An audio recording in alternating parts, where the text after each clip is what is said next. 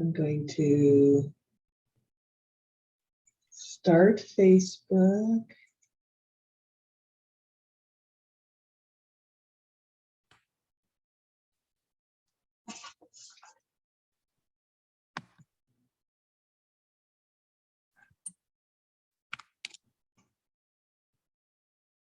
Okay. Great.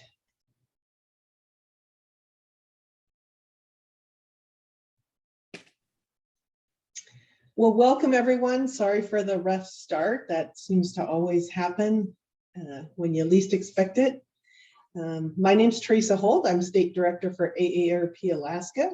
I'd like to welcome you to the last webinar in our gardening series with the Cooperative Extension Service. We will be doing a fall harvest series with the Cooperative Extension Service in August. So look for that on our website, which is aarp.org/AK. If you're unfamiliar with AARP, we are a nonprofit membership organization with 75,000 members in Alaska. Our mission is to empower people to choose how they live as they age. We do this through advocacy, education, and member engagement, as well as community action activities in some communities. For those not familiar with Zoom, just a quick overview. We ask you to stay on mute until the end of the presentation when we'll take questions. The chat is not enabled today, so you will need to be able to raise your hand. And if you go to the reactions button, which looks like a little smiley face with a plus sign, you can click into that, and there is an option to raise your hand. Now I'm going to pass off to our volunteer for this event, Nadine Lefevre, who will introduce our speaker. Thank you. Good morning and welcome. Art is an associate professor of energy in UAF's Institute of Agriculture, Natural Resources, and Extension. He provides statewide outreach on energy, healthy homes, and radon. He also is principal investigator for the USDA Agri-Ability Grant, which provides information, technical assistance, and assessments to disabled Alaskan farmers, fishers, and lumberers. Welcome, Art. Thank you. Can you hear me okay? Yes. Great, great. Now, what I'm seeing on the screen, unfortunately, my PowerPoint is kind of stuck with another PowerPoint. So let's see, I'm seeing a couple of different screens. Can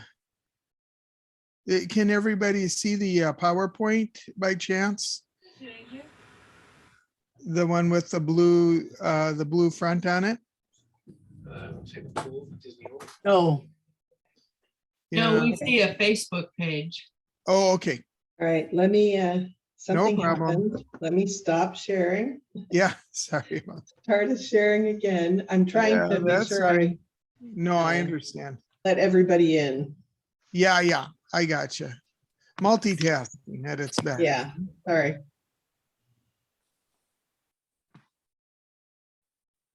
Okay. Let's see here. I'm trying to make sure that I can see this screen or the PowerPoint.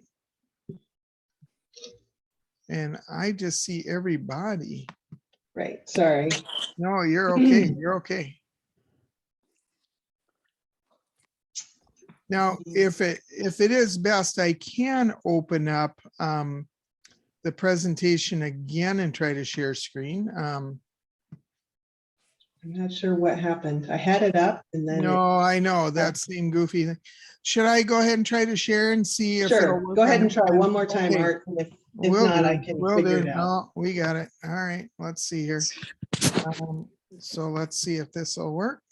And hopefully we'll get, yeah, we still have that overlap. Okay. We still have this overlapped frozen PowerPoint. Well, I think that what we'll need to do is, So Nadine, I've never had that happen here, but I'm gonna make you the co-host. And then if you could let people in. I Do you know how to will, do that? I think I just let James in. Okay. Okay. All right. So I'm going to do the share screen, because what happens is I lose all my screens when I do that. Yeah, understood, Okay. understood.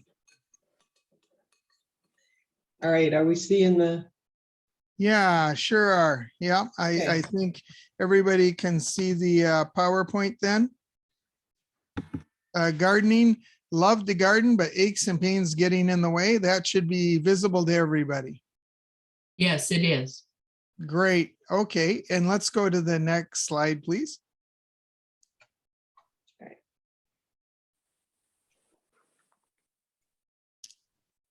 Great. So a lot of people try to stay in their own homes and on their own property because of familiarity, it being the place where they raise their kids, having a understanding of how their homes and their property operate through the seasons and such. And one of the things that when we talk with folks about aging in place, that is being able to stay as long as possible at their home place, we talk not only about the structure in the building. I teach several hours of classes on how to modify the inside from bathroom to kitchen to bedrooms and such to make it more user-friendly as we age and experience sometimes difficulties in range of mobility and sometimes difficulty with arthritis and such. But I also cover the outside places in the yard, because I see a person's property, their home is being both the house structure and the outside.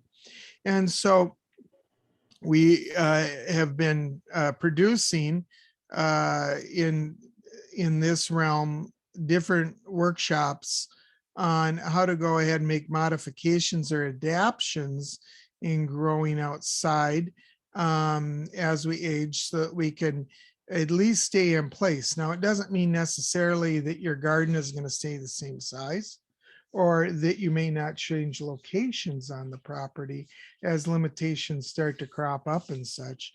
But it does mean that you'll be able to think through ways of staying on your own homestead, so to speak, with a small h, right? Just your home place. And, to be quite honest, some people after they retire, they start gardening then.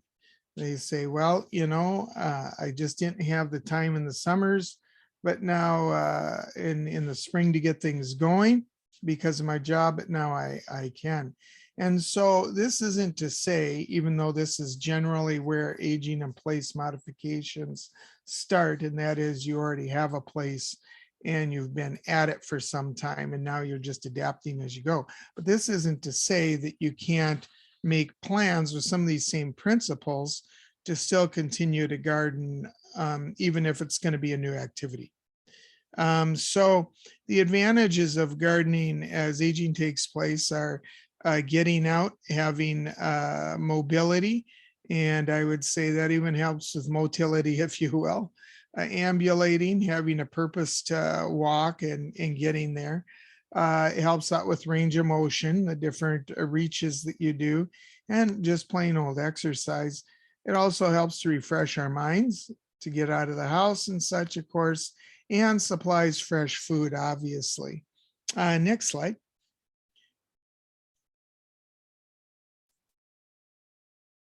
So most of us are familiar with ADA requirements, that is Americans with Disabilities Act legislation that gives you some pretty hard and fast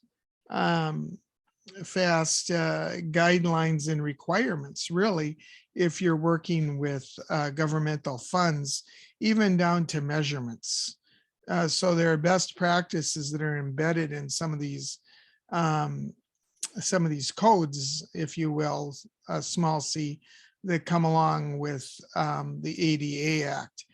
And you can get diagrams as to what a contractor, if they're approaching a concrete building with 3 stairs, ought to have for angles and widths and such. with homes, we're not really bound by particular measurements and such like that, or particular designs, because we're not operating our homes obviously off of governmental money, but we do have what we call universal design to guide us. And these are principles that are flexible, that basically for the most part are going to help you figure out a way with your current home to match the decor, match the building materials, and we'll look at functionality. You have 5 steps, and you are at the bottom and you have difficulty with both your knees. How are you going to get from the bottom step to the top step? And that could be a variety of different means. So universal design basically takes a look at a site or a venue and says, according to different principles that we can apply, what are the best methods of being able to traverse back and forth that place safely? And so you can even Google universal design and take a look at the flexibility. There's 7 basic principles that come along with it. And what it also allows for is you have flexibility in trying out different things and prices. And it also isn't going to assume that just because someone's in a wheelchair that they have to have a 12-inch to 1-inch slope incline at a minimum on the ramp. It will more with universal design principles as you apply them. It'll be more of a question of, for this person who's in a wheelchair, are they able to assist with the wheels, and can they possibly, depending on the shortness of their property before it runs into the driveway, can they get by with an 8-inch rise to a 1-inch rise? And if so, then and it works, then a universal design principles can help guide you to that point where you make the decision to use that particular layout. Next. So that's kind of the context. And there's certain interventions we can take, especially if we're talking about a piece of property that we've already owned that's been partially developed. And by that, I mean a driveway, a septic, and maybe a well and such. We can go ahead and make modifications to the actual plot itself. That is the growing plot. And there's some things that once you get to the gardening area that we're going to cover here in a little bit, you can bring the dirt to you and the weeds and the plants to you, more or less, if you have back trouble or knee trouble. And we'll take a look at some ways of doing that. And then landscaping. You can often go ahead and reduce the need for stairs by bringing in extra gravel and fill and making a natural slope.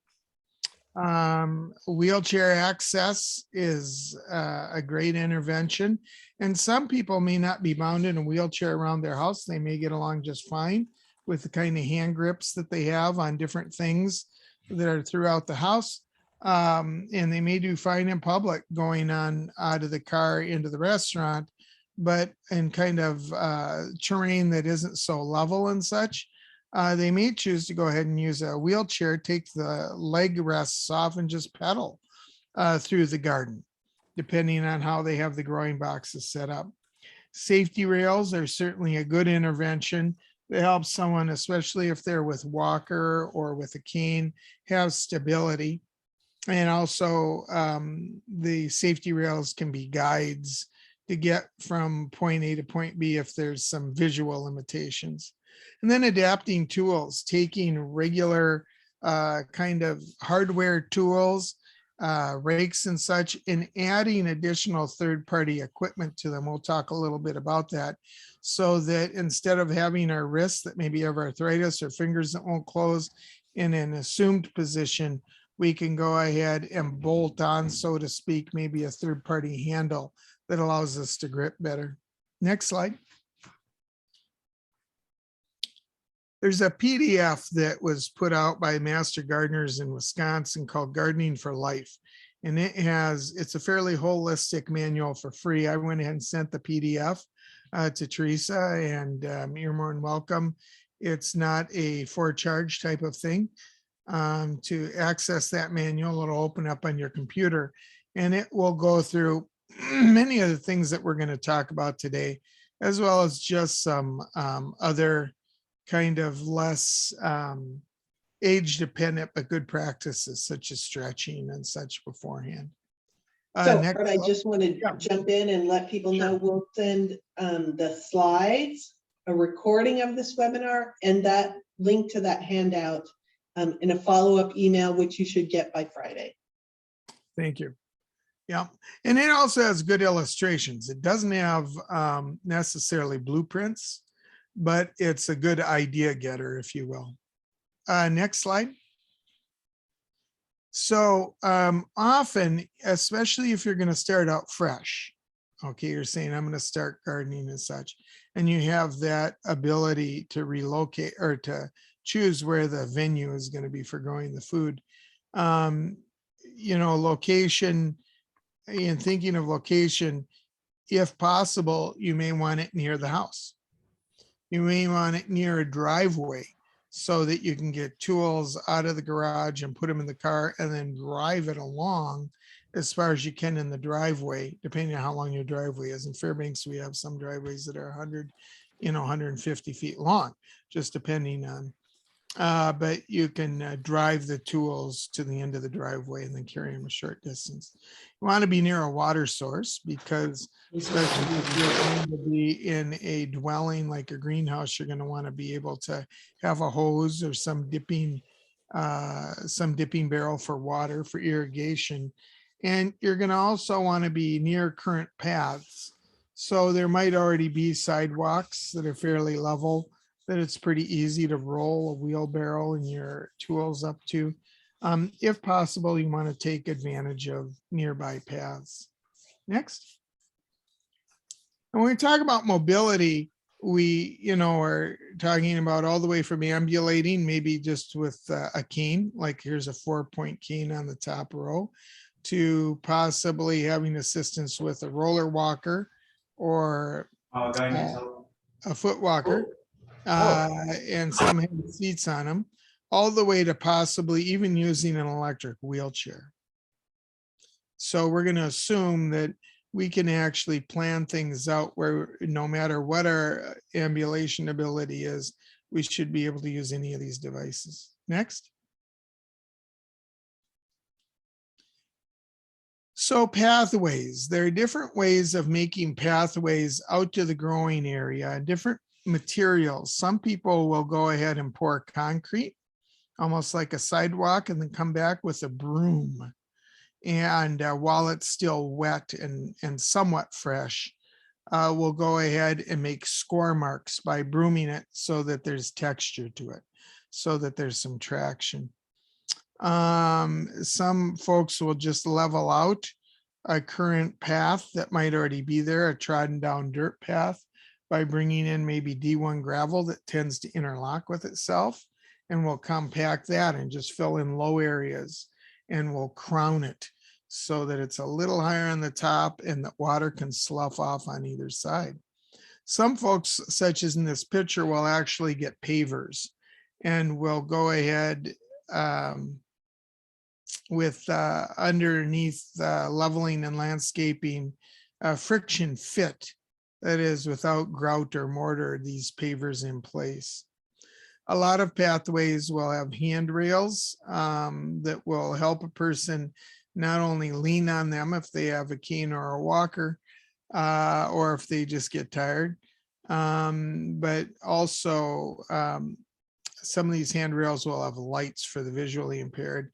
And then benches. There's no reason why you can't put, if you have a particularly long path out to your growing area, benches along the way. And we'll even see a situation where you can make a bench your raised bed, believe it or not. Next. This is a chart that just shows you the different materials that you could actually use for a good pathway.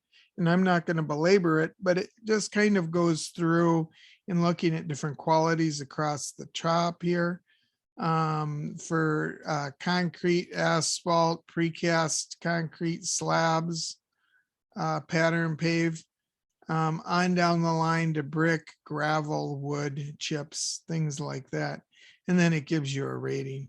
So these type of helps are available. And I believe this one comes out actually of the book or the PDF that we just showed. Next. So sometimes folks have, like I said, a current garden they need to modify because they're having a hard time getting from the house out to the actual location. And it might be because their hamstrings aren't as strong. They tend to shuffle more. It could be because of sore joints and such like that from arthritis. And it may be variable. It may come and go. But we can put kind of interventions in place, so to speak, to help out and modify things so that when you do need it, when you do need assistance and rest areas and such and level ground, that they're there. Some people have a real difficulty with bending because of a bad back or as I mentioned, walking or even kneeling. Sometimes it isn't even the sore knees. It's just the hips and just getting down to a kneeling position that's almost impossible, unaided. And then there's also the problem of poor dexterity with hands and feet and difficulties with range of motion due to damaged or injured joints from the past. And in some cases, it might be that we have difficulty perceiving depth anymore. We have difficulty using with our equilibrium even. Just problems in our head that weren't there when we were younger that make it difficult to stay up straight or to see that a crack between a couple of pavers isn't an abyss. Now you might think that's a little far-fetched, but I worked for a number of years in activities and recreation, both with the Department of Administration with the state and mental health and social services. And there's some folks with different conditions where their perception is such that they're not able to distinguish a wide, and I'm talking about a wide, fairly wide black crack from it actually being a projected barrier or being even larger than it actually is. And so there's a hesitation sometimes to place one's foot over a crack that 10, 20 years earlier, in looking at it, they would judge it and say, well, that's just a 1/4 inch. I'm not going to trip or stumble over it, and I'm certainly not going to fall into it. So different, like I say, problems that can come up that way with just perception. Next.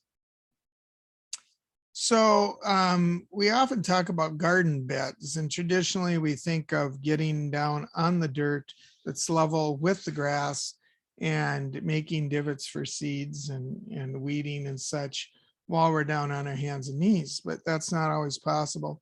So there's some different ways of making beds and having them come to you. One is to have containers such as old pots or old, not horse troughs, but this is an old coal bucket. It looks like the oval one there. It might also mean building up a couple of feet, such as you see in the lower picture, bed edges that you can then fill more soil in. Now, these on the bottom are not movable. The ones on top are movable. Vertical garden is where you're growing peas and beans and you're basically tending not so much the soil down below, but off of a trellis or such, tending those things that are up around your shoulder or your stomach level so that you don't have to bend over. And like I said, raised beds are just bringing the dirt up to you, or the soil up to you. And then there are table beds that we'll take a look at. And some people will even use straw bales to build large growing beds. Next. And here's some pictures. Tires, some people stack tires and then they'll grow potatoes in them. And then they'll simply remove the top tire or the top 2 tires to get to the potatoes. because the potatoes, of course, will be subsurface and the rest of the plant above surface. Or hay bales. Some people actually put dirt onto the hay bales, and then grow on the dirt on the hay bales or inside. And you can see up here in the upper left-hand corner, we have a raised bed, and instead of bringing the soil right up to the top rung of the beam there, we actually have little flats or little pots within the raised bed. So it's just higher up for us. Next. So in talking about raised beds, if we're going to raise the earth and bring the plants up to us, how high and how wide should they be? Well, we want to look at PPPD, and that's a person's abilities, the terrain of the area, the place's terrain, the plant's root zone. How deep of soil do you need for the plant to go ahead and take root and go ahead and grow the vegetable? Zucchini is going to, of course, grow its vegetables on top as opposed to potatoes, where you might need a fairly substantial root zone that's deeper. And then the design's footprint. How much space and in what shape does it take up some of the land? Next. Now here's a picture, and these are flowers, but they could be herbs or vegetables, where somebody has made a bench, and then around the front and the back, they have a growing area, a raised bed, so to speak. Next. Here's a situation on your upper left where they've actually used pavers, and you'll notice that it looks like they have a cement slab between the two beds, so a wheelchair can get in. You could still work around the front side where the grass is. It's a little lumpier and bumpier with a wheelchair, and it just depends on how comfortable someone is in getting in there. But you'll see that it's filled with soil, and then the plants are coming upward, as with the lower left-hand corner.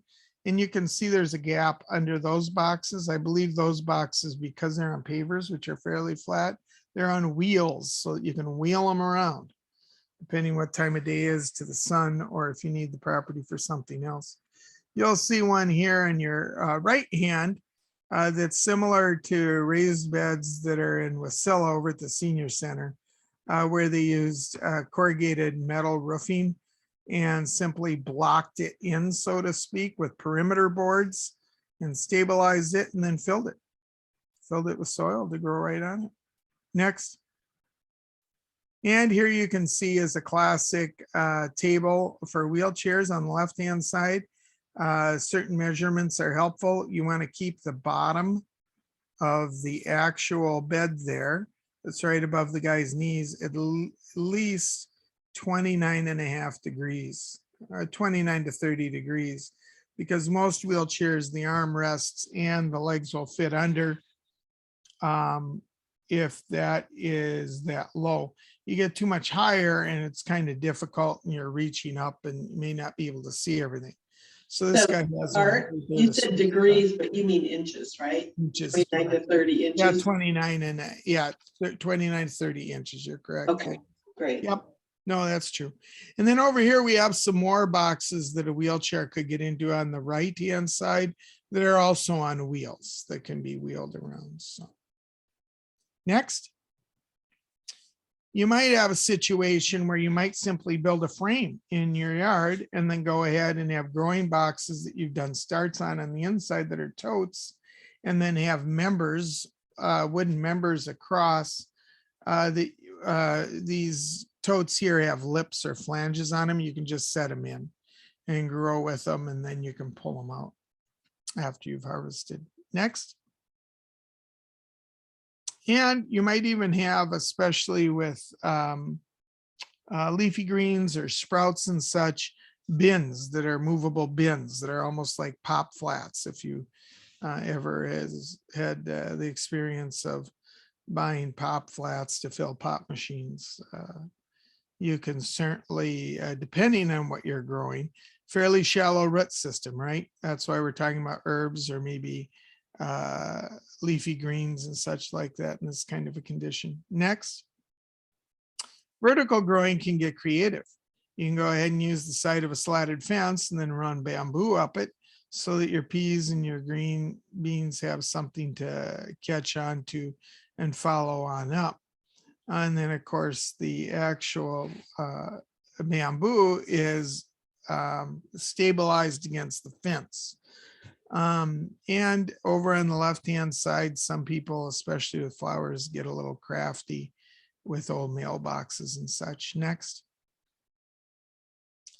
You have here a condition where it might be handy to go ahead and have a grid system above with pulleys and to pull the plant up near the glazing of the actual greenhouse and then pull it and then let loose. There's some pulleys that you can kind of pull the rope up so that it drops a tooth, so to speak, and then you can slowly go ahead and let it down in order to weed, or if it's a plant with vegetables to pick, or certainly to get weeds out of. So above head systems can be practical too. Next. The other thing, by the way, about above the head systems is that you know, you may have plants in the beds and stuff, but you want to grow more, so you do have an above head with pulleys. You're able to utilize the walkway space between two beds, which might be 3.5 foot wide, because above, you know, it's going to absorb the sun onto the plants, and you don't have to worry about them being in the way or blocking the sunlight from the other places. Here's an instance where somebody has actually adhered to fencing and taken advantage of fencing or the side of a building. Now, these examples are flowers that probably have fairly shallow root zones, but certainly with some vegetables, you could do this also. Next. So we've talked a little bit about bringing the plants to you. Now, what about you, regardless of where the plants are, having modifications that you can adapt of products that are already out there? And some are turnkey off the shelf from different manufacturers and inventors. And we'll take a look at a compendium of those in a moment. But in agribility, helping those who are in different activities centered around agriculture, we can often guide people if they have a combine or a tractor with different lifts, such as on the upper right-hand corner. And in fact, we can also see situations where there are lifts that will lift a person in a chair on up to their combine or their large tractor seat. And we have in the lower center, different types of wagons with that are on Amazon and different markets online, where it has a swivel seat. You have a little cart so you can store your tools below, and a little bucket that you can have close by. And you can just foot pedal. You can just foot pedal this. Yeah, you need to kind of rein in with a piece of rope, the front two wheels, so you're not going cattywampus. But these are designed to be able to kind of scoot along while you're still seating. And obviously part of the difficulty with gardening can be the up and down, up and down, up and down, up and down, if there's already difficult joints that you're working with, right? And in some cases on machinery, such as the small lawn tractor to your left, or not lawn tractor, but a small garden tractor, this is a case where, you got to use your legs for the pedals, but you can buy bolt-on adapters, as you can see from these two green stems, that will go straight up, and just very mechanically, you will push forward one of those levers and it will push the pedal in. And you push forward the other lever and it pushes the other in, so that you can operate with your hands, things that you generally operate with your feet. And I'm assuming on this that we're talking about an accelerator on the right and a brake on the left. Okay, so where would you find out about these types of tools, whether there is micro as just a garden cart down below, or as massive as tools to keep your farming equipment in touch? Well, you would go to University of Purdue's Agribility Toolbox. Next. And in the toolbox, you're able to go ahead and click on over 2,000 products. Some have been created by inventors who had saved them in their farming operations. So they decided to try it out, and they did one run of manufacturing of that item and then found that they weren't a business person, or found that the demand wasn't as much as they wanted. Some of these are still alive, and you'll even find little videos, and some, you can just find on here where they're sold from and order them. And some will go ahead and say that they're available in stores. And these are the stores that carry them, so you can go get them. So there's a couple of things in here, technical articles about a particular aspect, such as irrigation with a missing limb. Okay. And so we'll then show the different types of hoses or modifications to hoses that would be really helpful for something like that. And indeed, you can search either by the category, and here you can see some of the categories: outdoor mobility, tractors, combines, trucks, or just search, just throw a search in there. Put in there something like arthritis, difficulty grasping. And I believe it will pick up those types of items that have tags, so to speak, or little demarcations for that particular situation. And there's over 2,000 items. So you can just start clicking, and it'll take sometimes 5 clicks. You'll click on lawn care, then you'll click on tractors, then you'll click on hand modifications on down the line until you actually come to some products. Some of them will have videos. Some of them will give you what the going price was at the time that the person logged it in. This is all volunteer. It's like a Wikipedia almost. So next. So some very common adaptations or adaptive materials that you can get ahead of time without any kind of finished product per se are foam tubes that the kids like to go swimming in, or that you put over your pipes. It's split and then you have foam.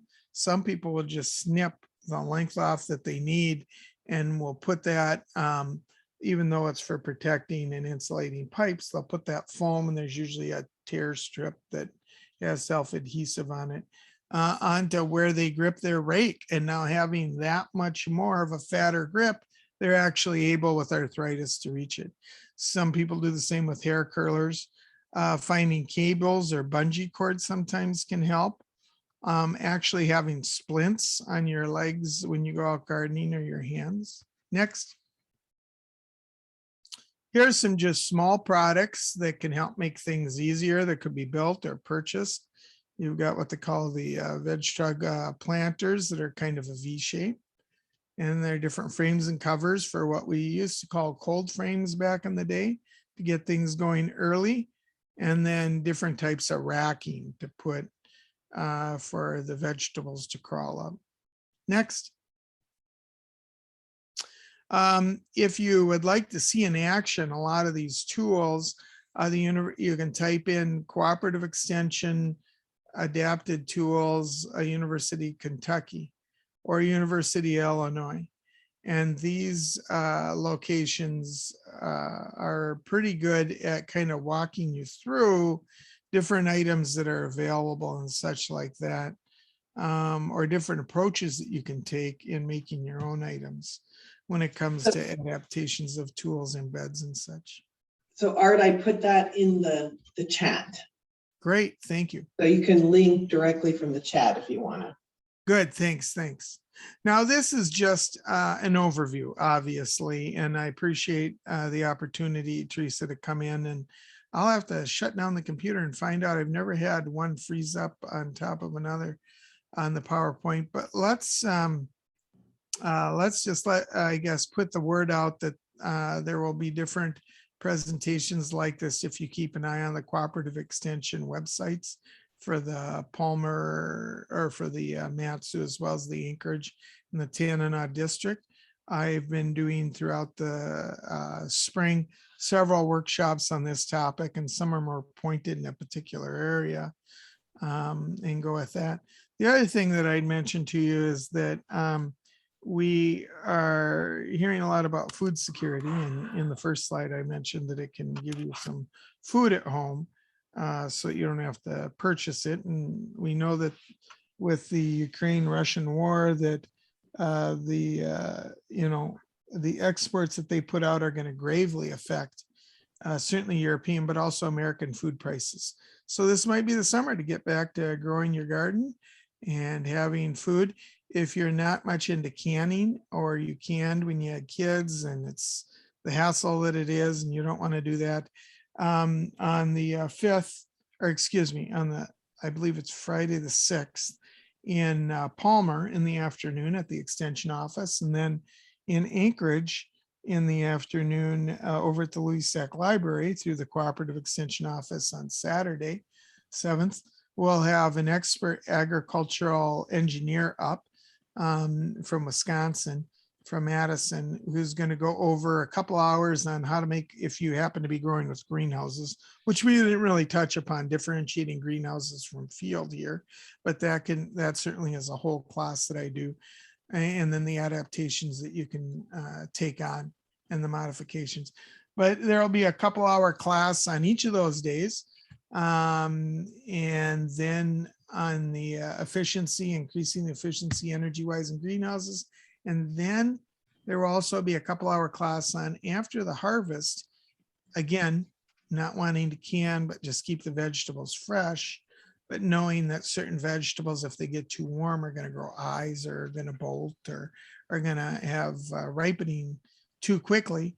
What are some ways from, storing in the earth to storing in trailers that you can go about to preserve food and try to maybe have fresh veggies into Thanksgiving, if not Christmas.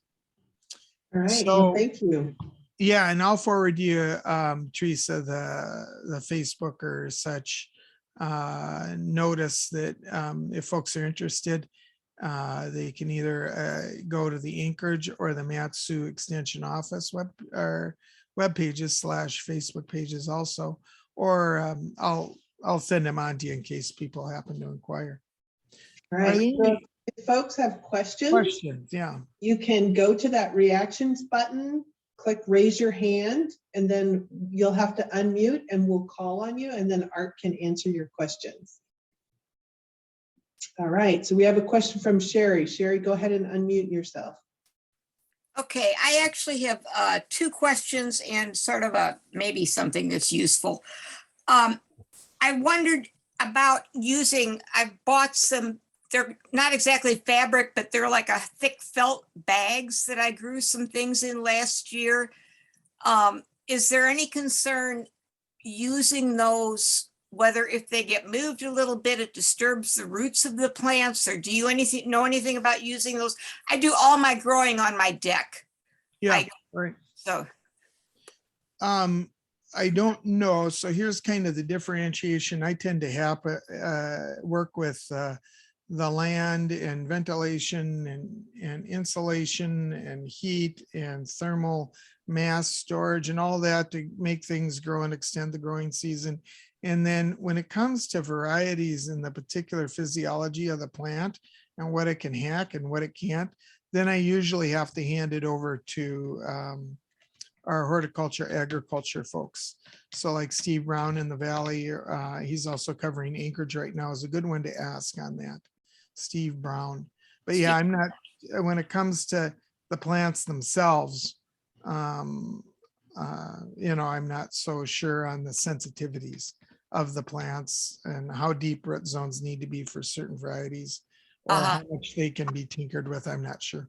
Okay, those bags can be pretty deep, more than a foot deep. So, Yes. Okay. Yeah.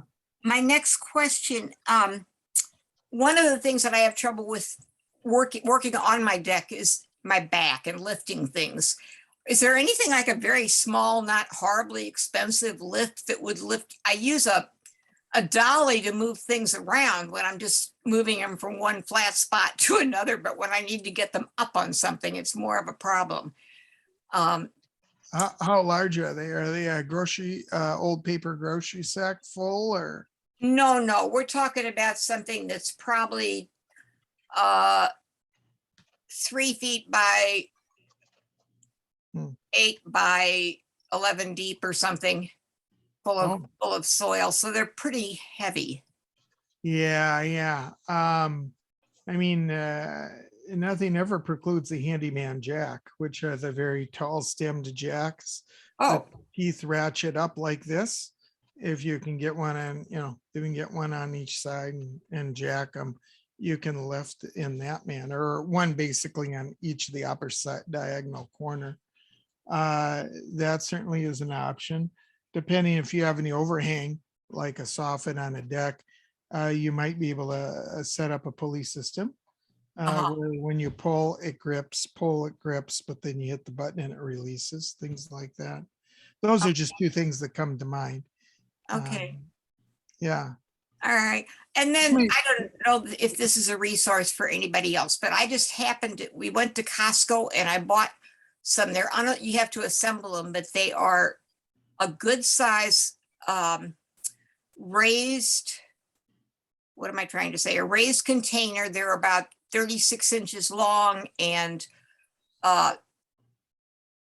I think about 20 inches wide and at least 12 inches deep, that have a self-watering system. So to me, and they're on wheels. I don't know if I said that, but to me, it seemed like they're expensive. They were like $130 each, but they seemed well worth the investment in terms of what they might do. So I'll see, I'll know next year.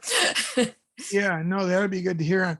And one thing I discovered recently that I didn't know about, that are just a couple of bucks a pop, or maybe $4 or $5 at the building supply stores, is if you want a permanent bed, but you want to be able to disable it at some point, scoop the dirt out and disable it, so it's not as mobile like that is there are blocks that you can buy, gardening blocks that have a slot. It's like a plus sign of a gap. Think of a plus sign on a tall block where there's a gap shaped like a plus sign, where you can actually take a 2x6 board, slit it in there, slit then another one cut this way, and make a rectangle with 4 corner ones. Then you can put another set on top of those. And then when you want to dismantle, of course, you just pull the board out and you take off the edges, and your dirt will go everywhere unless you've scooped it out. But you can vary. It's like Lincoln logs, basically, as far as modulars. Okay, thank you very much. Yeah, thank you. I appreciate the opportunity, Terry. So also I put in the chat the link to our blog page on our website that has the previous gardening series. So we did starting seeds, container gardening, growing and cooking with herbs, and growing vegetables. So if you're interested in any of those, the recordings are all there. Any other questions for Art? Go ahead and raise your hand, or just raise your hand. And my phone number and email are there too. So yeah. Great. So in Art, people can just email questions to you? Yeah, sure. Just put in the subject line ARP adaptive growing, and then I'll know where the question came from. All right. And you've built some demonstration beds. Can you tell us where those are? Yeah. time to So with look. an ARP grant, we built up in Wasilla and down in Palmer, some beds that have ledges that people can sit on. They're 8 foot long, 3 foot wide, to do their gardening on raised beds that are 2 foot high. I should add those pictures in. I've got them on my phone. But in addition, we've built the wheelchair tables that you can fit a wheelchair only like an L, where they're bolted together. And then you can dislodge and have 2 parallel if you want. But the L is nice because someone can work the inside, then wheel around the outside. And trellis boxes with real sturdy uprights that peas and beans can grow on. So yeah, we've been working on those, and going to hopefully do in about a week and a half another workshop, actually building some out at the fairgrounds. There's a small plot of land that was bought by the master gardeners. So. Great. And I did want to share that in Anchorage anyway, there is something called Yard Utopia. Totally interesting concept where if you have a garden, or you just have a home and you have a space, if you connect, you can just Google Yard Utopia Anchorage. They connect people who want to garden but maybe live in an apartment with people who have a garden or have a space to have a garden. And they pair people up, and the gardener comes to your home. Let's say you're the one with the space. They'll come to your home. They'll garden throughout the summer. You supply the water. Yard Utopia builds the actual garden, or they just use an existing garden. Then Sure. you split the vegetables as you harvest, with 10% off the top going to a food pantry. Nice. It's an idea that even if you don't have a Yard Utopia in your community, you could work with the folks who have community gardens, because there's always a list. People always are on a wait list to get a plot at the community garden. Sure. And I thought that was a brilliant idea for folks who want to still have those vegetables, but they just can't do the weeding every day, or maybe they can do a little bit of the weeding.